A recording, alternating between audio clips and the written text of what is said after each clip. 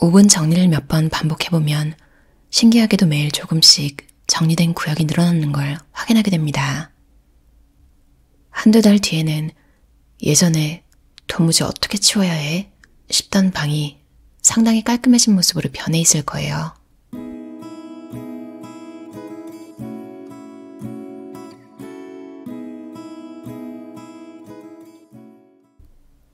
(5분) 정리정돈. 어지러운 공간은 어지러운 마음이다. 어느 날 문득 방 안을 둘러봤더니 나도 모르게 바닥에 물건이 굴러다니고 책상이 온갖 서류와 잡동사니로 뒤덮여 있더군요. 그 순간 갑자기 숨이 막히는 듯한 기분이 들었습니다. 가만 보면 내 공간이 어지럽혀질수록 내 마음도 복잡해지는 것 같아요. 반대로 책상이 깔끔하게 정돈되고 물건이 제자리를 찾으면 그날 기분이 한결 홀가분해지죠. 마치 머릿속까지 정리되는 느낌입니다. 전문가들 사이에서도 환경정리가 곧 마음정리라는 말이 있을 정도니까요. 하지만 일상생활에 치이면서 대대적인 정리를 미루게 되기 일쑤입니다. 언젠가 시간이 나면 다 치워야지 라고 생각하면서도 막상 휴일이 되면 또 귀찮아서 미루곤 합니다. 이럴 땐 거창하게 마음먹기보다 5분이라는 짧은 시간을 활용해 조금씩 공간을 정리해 나가는 방식을 추천합니다. 5분 정리정돈의 핵심 개념. 5분 정리정돈을 실천하려면 두 가지 원칙이 있습니다. 시간 제한, 딱 5분만 한다고 설정하세요. 장시간 정리로 인해 지쳐버리면 다음번에 또 정리할 의욕이 사라집니다.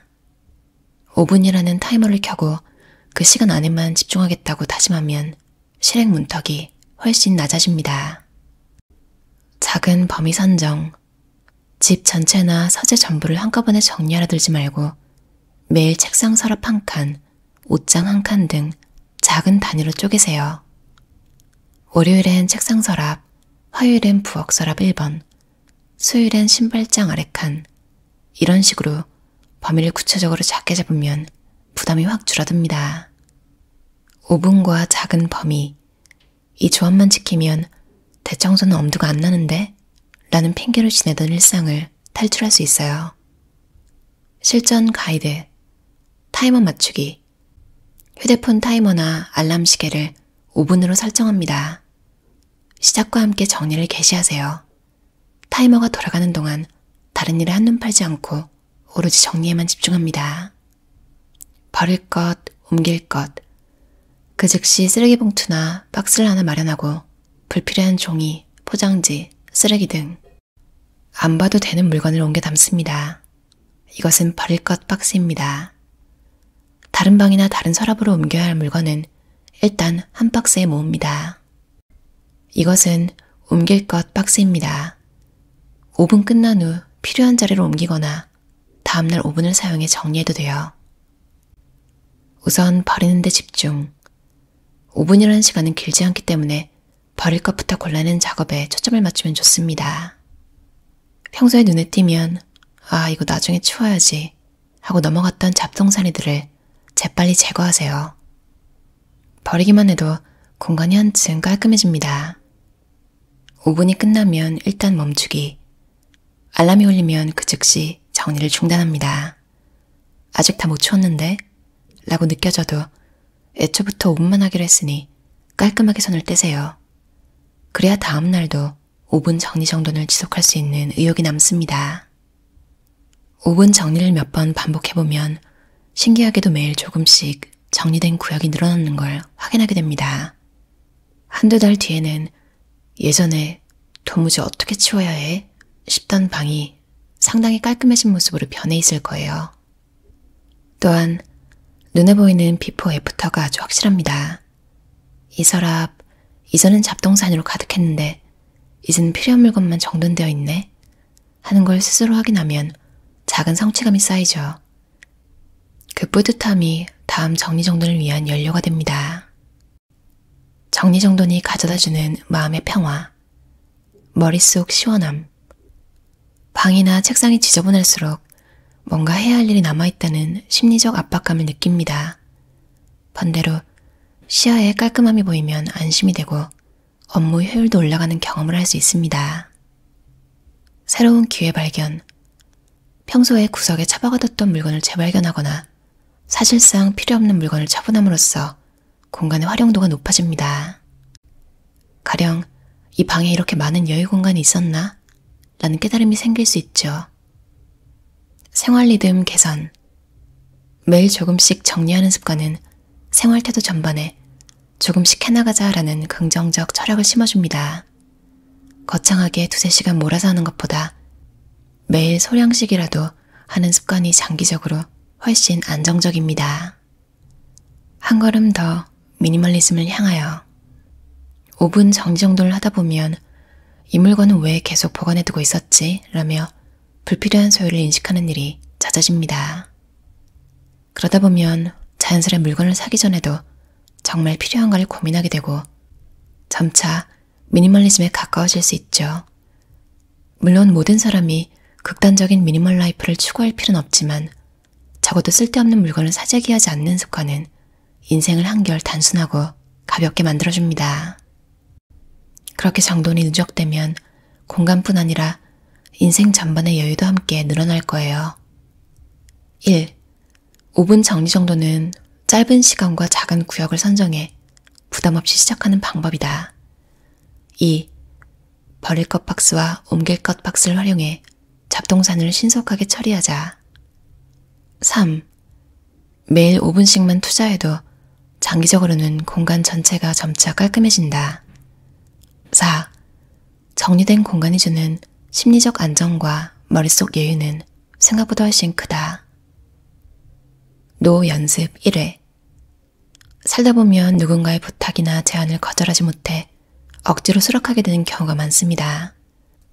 여기에 모두 네라고 대답하는 건 당장은 갈등을 줄이는 것처럼 보이지만 사실 장기적으로는 내 시간과 에너지를 빼앗아 버립니다. 왜 그럴까요? 거절에 대한 두려움, 상대가 기분 나빠할까봐 걱정하고 관계에 금이 갈까봐 망설입니다. 죄책감, 어쩐지 미안한데 내가 싫은 사람으로 보이지 않을까? 라는 불필요한 죄책감을 느끼죠. 하지만 삶에서 우선순위를 지키려면 때론 정중히 노라고 말할 줄도 알아야 합니다. 하루 5분만 투자해 오늘은 반드시 한번 노라고 말하겠다는 연습부터 해보세요. 노라고 말한다고 해서 무조건 차갑게 대해야 한다는 뜻은 아닙니다. 상대를 존중하면서도 내 한계를 분명히 전달할 수 있죠. 가령 지금은 제가 여유가 없어서 도움이 어렵네요. 그래도 혹시 다른 방법을 찾아볼 수 있게 제 경험을 조금 공유해 드릴게요. 미안해요. 제가 현재 맡은 일이 많아 잘해드릴 자신이 없어요. 오히려 다른 분께 부탁하시는 게 더 나을 것 같네요. 이처럼 정중히 이유를 말하고 지금은 내가 해줄 수 없는 상태라는 사실을 분명히 알리면 상대도 이해해 줄 가능성이 높습니다. 왜 굳이 노를 연습해야 할까? 시간과 에너지 확보, 정말 중요하고 필요한 일에 집중하기 위해 불필요하거나 부담되는 요청은 과감히 거절하는 게 유리합니다. 자기 존중, 무조건 네 하며 자신을 혹사하면 나중에 원망이나 스트레스가 커져 결국 관계에도 악영향을 끼칠 수 있습니다. 분명한 경계 설정, 관계가 오래갈수록 이 사람은 언제든 들어준다는 인식이 굳어지면 결국 무리한 부탁이 계속 이어지게 됩니다. 이를 방지하려면 가끔은 분명히 선을 그어야 해요. 하루 한 번의 노로 얻을 수 있는 변화, 주도적인 삶, 내가 정말 하고 싶은 것과 하기 싫은 것을 구분하고 말로 표현하게 되면 내 인생의 결정권은 나에게 있구나 라는 의식을 되찾게 됩니다. 자존감 상승, 나는 내 의견을 표현해도 되는 존재야 라는 확신이 생깁니다. 그만큼 남들의 부탁이나 시선에 휘둘리지 않고 내 페이스를 유지할 수 있습니다. 관계의 안정, 오히려 필요할 땐 예스를 기꺼이 하는 모습이 더 진정성 있게 느껴집니다. 늘 예스맨이었는데 이번엔 노라고 말했어. 그만큼 사정이 있었나 보다 라고 상대도 이해해주기 쉽습니다. 이가을 저자의 하루 5분의 기적이라는 책이었는데요. 노라는 걸 잘 못한다고 제가 전에도 말씀드렸는데 이 책에서 보니까 맞아요. 예쁘게 거절한다? 이 말이 좀 웃기긴 하지만, 거절도 이상하게 이 사람이 나에게 다정하고 좋게 정말 진정성 있게 말해주면, 아, 내가 거절당한 게 아니구나. 이런 느낌을 줄 수도 있더라고요. 그리고 맞아요. 중요한 게, 나는 인생에서 사실 좀 뭐랄까요. 좀 낮은 직급의 사람들이 스트레스 더 받고, 건강이 더 안 좋아지고, 그런다고 하잖아요. 그 관리자들보다. 왜 그러냐면 인생의 결정권이 나한테 없다는 느낌이 더 크기 때문이라고 하는데요. 직장에서도 그렇고. 노라고 하는 거를 가능하게 되면 뭐 직장에서 상사가 시키는 거에 노라고 무조건 할 수는 없겠죠. 근데 일상생활에서라도 불필요한 거 그런 거에 예전에는 싫어도 친구랑 틀어질까봐 무조건 예스를 했다면 좀 나이가 들면서 좀 쉬워진 것 같긴 한데 왜냐면 시간이 그렇게 많지 않다 이런 생각이 시간이 진짜 휙휙 가잖아요. 근데 내가 솔직히 말하면 좀 무리한 부탁하는 사람도 있잖아요. 그렇게 친하지도 않은데 이 사람은 솔직히 내 기분 생각이라도 하고 저걸 물어볼 수 있었던 걸까? 그 느낌이 오잖아요. 정말 어쩔 수 없이 나밖에 그걸 못하기 때문에 진짜 미안해하면서 다가오는 거랑 그냥 한번 떠볼까? 이 사람 해줄 것 같은데? 막 이런 느낌이랑 다르잖아요. 그런 걸 잘 분간해가지고 진짜 안 해줘도 되는 거는 단호하게도 아니에요. 좀 그게 좀 부담스러우면 그냥 깔끔하게 정중하게 거절을 딱 하면 내 시간 내가 아끼고 나 자신에 대한 내 스스로의 존중감도 높아지는 것 같아요. 그리고 항상 한동안 진짜 깔끔하게 지내다가 신기하게 이상하게 좀 정신이 나간다고 해야 되나요? 뭔가 좀 갑자기 확 흐트러지는 그런 시기가 저는 오더라고요. 특히 언제냐면 뭐 여행이나 뭐 이런 걸 다녀왔다거나 뭔가 좀 환경이 바뀌는 거 있잖아요. 그런 걸 한 번씩 겪고 나면 갑자기 또 루틴이랄까 맨날 지내던 생활로 돌아오기가 좀 힘들고 그럴 때 좀 멍하니 있다가 좀 집도 좀 엉망이 되고 그럴 때 그러니까 평소에 잘 정리하시는 분들도 이런 시기가 오면 5분 정리 이게 되게 도움이 될 것 같아요. 그리고 이제 미니멀리즘을 시작하시는 분들한테도 당연히 도움이 되겠고요. 예전에 EBS에서 만든 다큐멘터리였던 것 같은데 5분만 딱 하는 거 그러니까 학습도 그렇고 그 다큐멘터리 예전에 봤던 기억이 나는데 아마 보셨던 분도 있을 거예요. 그걸 생각하시면 될 것 같고요.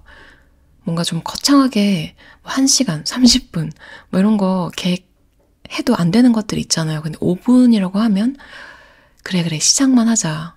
사람이 또 관성이 있기 때문에 이 저자는 5분 끝나면 이제 딱 관두라고 하지만 은근히 또 나도 모르게 더 하게 될 수 있단 말이죠. 억지로 하는 게 아니라면 뭐 그걸 즐겨도 될 것 같고 아니면 장기적으로 5분씩 매일매일 할 거다. 무라카미 하루키도 그런다고 하잖아요. 딱 정해진 시간 동안 쓰고 하루하루 루틴 똑같이 지내는 뭐 그런 것처럼 하셔도 될 것 같아요. 오늘은 서랍 하나부터 시작해보시는 건 어떨까요? 들어주셔서 감사합니다.